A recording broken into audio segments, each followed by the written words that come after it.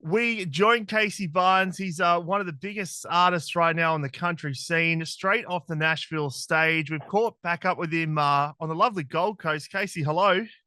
Hello, mate. Thanks for having me. It's absolute pleasure. There is so much going on in your world right now, and I don't know how you find the time to get it all done. What is going on?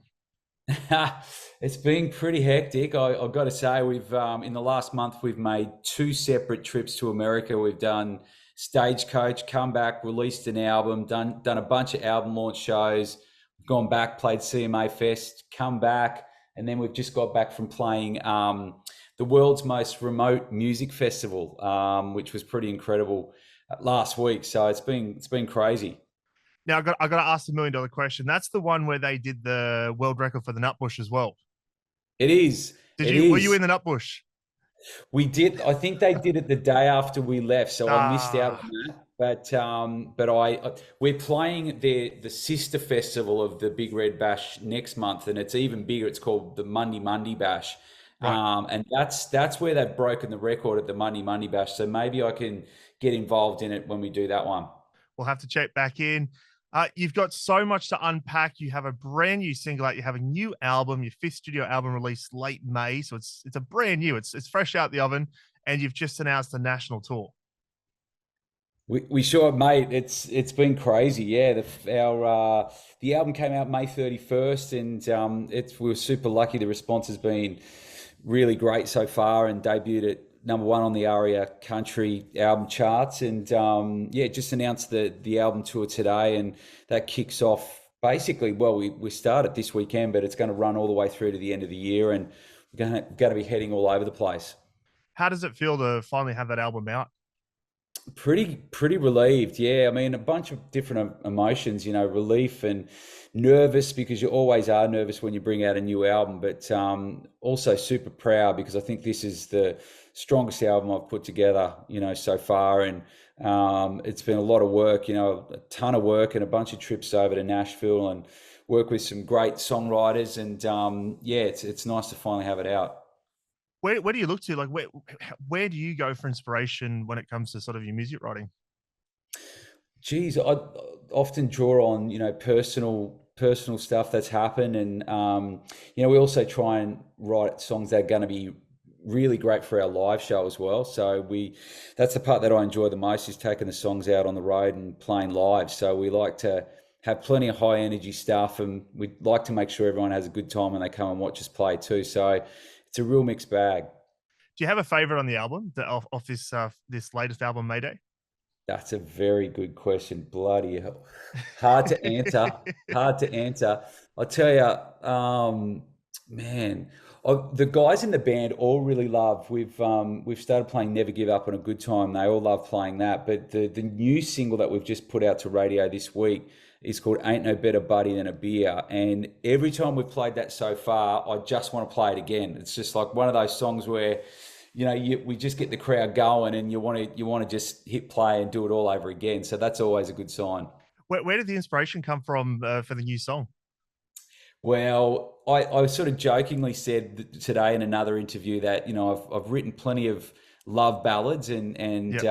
I thought it was time to write something that was an ode to something else that a lot of Australians do love, and that is a beer. And we also think it needs to become the new national anthem at every pub around Australia for last drinks. And it's just a tongue in cheek, a bit of fun. It's all about sort of saying how beer's always been by your side, and they've never let you down. They've got you out of tricky situations, and it's all meant to be a bit of fun.